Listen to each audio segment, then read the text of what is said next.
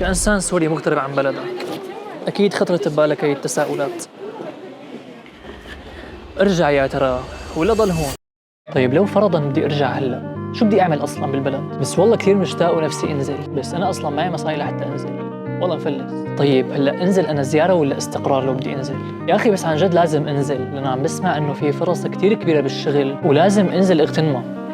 بس على اساس انه انا في معي راس مال لحتى افتح بسطة صغيرة، واسئلة واسئلة واسئلة ما بتخلص، وهذا شيء جدا طبيعي لانه الوضع حاليا جدا مبهم بظل هيك ظروف.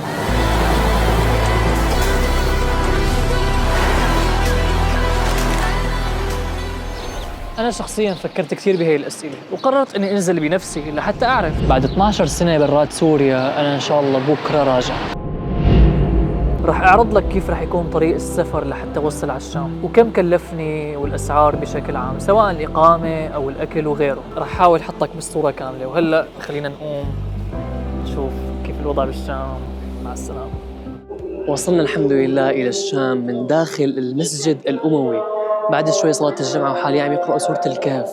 بس قبل ما نفوت نصلي خلينا أول شيء أحكي لك كيف كان الطريق لهون للشام من اسطنبول.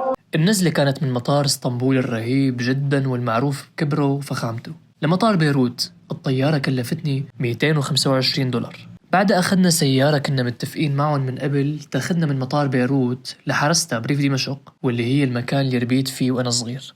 السيارة هي أخذت $125. الطريق الحمد لله كان كتير ميسر وحلو وما واجهنا أي مشاكل الحمد لله.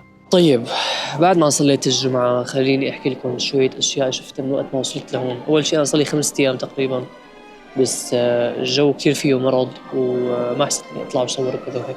عموما أول شغلة حتلاحظه بس توصل على البيت إنه البيوت جدا باردة بشكل ما فيك تصوره، لأنه ما في كهرباء ما في تدفئة.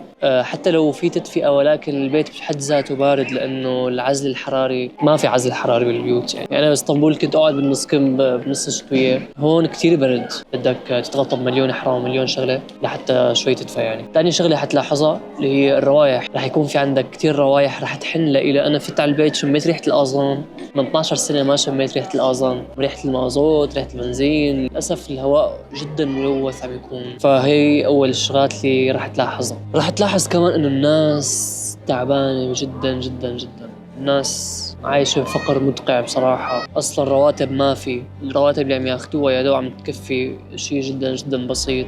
الناس عم تضطر تبيع الأصول تبعها مشان تعيش. لكن بنفس الوقت الناس كتير فرحانة الحمد لله. بعد التحرير في شعور كبير كتير بالفرح، كله فرحان وعم يضحك. طيب شو رأيكم نقوم ناكل شغلة وأحكي لكم بعدين عن أسعار الأكل والأكل بشكل عام.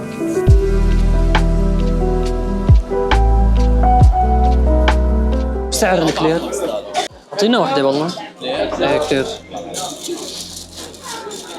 سلم ايديك. اخذت هي الكلير سعرها 5000 ليرة، يعني شيء نص دولار تقريبا نص دولار. هلا بشكل عام اسعار الاكل هون رخيصة نسبيا، لكن بالنسبة للدخل تبع السوريين جدا جدا غالي. يعني راتب الموظف عم يكون بحدود 20-30 دولار، إنه يصرف مثلاً $1 ولا $2 على أكل، هذا شيء جداً غالي بالنسبة له. لكن بالنسبة للسياح عم يكون جداً رخيص. يعني اللي راتبه برا $1000-2000 بيجي لهون بيعيش جداً مرتاح وجداً عادي. هاد كرواسون الإمارية اللي كل الناس تحكي عنه، سعرها 7000 ليرة الوحدة. بس الصراحة قديش آكل تركيا مثل هي الكلير اللي بتكون هيك بالشارع رخيصة وكذا، والله ما في أطيب منه.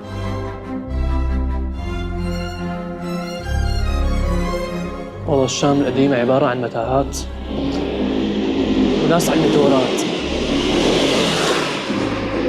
يعني هلا بمشي مو عارفان كيف ماشي لوين رايح كذا. بس يعني الشام القديمة حلوة، خرج كتير من الواحد يجي يتفتل فيها. خليني هلا بس اقعد حاكيكم عن موضوع الشغل وفرص الشغل الموجودة حاليا بالبلد. طيب شكله ما احسن اقعد بشي مطعم، ولكن حاحكي لكم شوي عن موضوع الشغل هون. اول شي موضوع الشغل لازم ما يكون عبارة عن انه ننهب الناس. الناس حاليا ما عندها انه تاكل، فشو لازم نعمل؟ لازم نجيب المصاري من برات البلد. يعني أشياء بتدعم السياحة، قطاع الفنادق مثلا، أي شيء ممكن يساعد البلد إنه تجيب مصاري عليها. موضوع آخر اللي هو إنه نحن نعمل مشاريع تساعد الناس، تطبيقات معينة تسهل حياة الناس كذا. طيب شو القطاعات اللي ممكن نحن حاليا نفوت فيها؟ ممكن حاليا نفوت بموضوع الإنشاءات، لأنه حاليا البلد مدمرة ولازم يكون في إعادة إعمار. أيضاً الأمور الإلكترونية والفنية كتير ممكن نستفيد منه هون، لأنه حالياً البلد بحاجة جداً لهذا الشيء. قطاع المياه والكهرباء، الناس هون حالياً عايشين على الطاقة الشمسية تقريباً والأمبيرات، ما في كهرباء. فلو بتعملوا مشاريع بتكون بتخص هذا الشيء، بتسهل الناس حياتهم، ممكن كثير يفيدون هذا الأمر. الإعلاميين ممكن أيضاً يستفادوا جداً من النزلة هون، بحيث إنه ممكن اللقطات نفس اللي عم يصوروها يعرضوها على قنوات معينة، على جهات معينة، ويستفادوا منها أيضاً. ممكن يبيعوا هي اللقطات. كل شيء هلا فيديوهات عم تنزل من سوريا، مشاهداتها عم تكون جداً عالية على الفيسبوك، على الانستغرام، تيك توك، يوتيوب. أهلين، الأطفال هون كتير كمان وديعين. بالمناسبة هي اللي وراي قلعة دمشق. بصراحة ما بعرف عن شو بدي أعمل فيديوهات هون، أنا ماني مطول كتير، ولكن بدي أحاول أستغل هي الفترة وأعمل فيها فيديوهات. فإذا في أشياء بدكم إياها تنزل شاركوني بالتعليقات. هذا سوق الحمدية دائما زحمة. طبعا مشان تروح على الجامع الأموي لازم تمر بهذا السوق جدا طويل. ما بعرف إذا في طرق مختصرة، ولكن هذا الطريق الوحيد اللي حاليا بعرفه. زحمة كثير، دوج كثير، كله صرافين، كله صرافين عندك.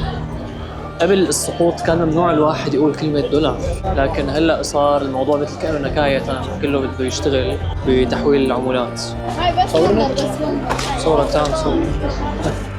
نصيحة أيضاً وأنت ماشي جوات الحمدية لا ترد على البياعين، البياعين هم كلهم يعني بس بده يبيعها شو ما كان. تلاقي أول شيء بيقول لك هي سعرها مثلا على سبيل المثال $50، قل له ما بدي، بيقول لك $40، ما بدي 20، ممكن آخر شيء بيعك إياها ب$10. فلو كان بدك تشتري شيء لا ترضى بالسعر اللي هو أول شيء حكى لك عليه، خليك عم تنزل معه بالسعر.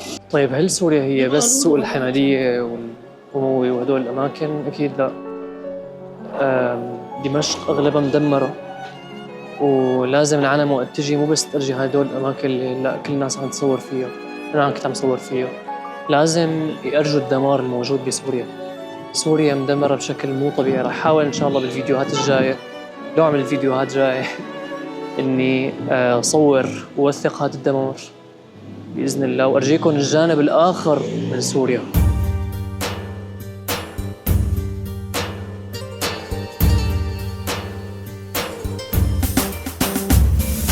جنة جنة جنة جنة يا وطننا، جنة جنة جنة جنة يا وطننا، يا وطن يا حبيب يا بتراب الطيب، حتى نارك جنة، حتى نارك جنة. بترابك روينا وحضانك روينا، بترابك روينا ولترابك حنينا، وبمجدك علينا للقمة وصلنا، للعليا وصلنا.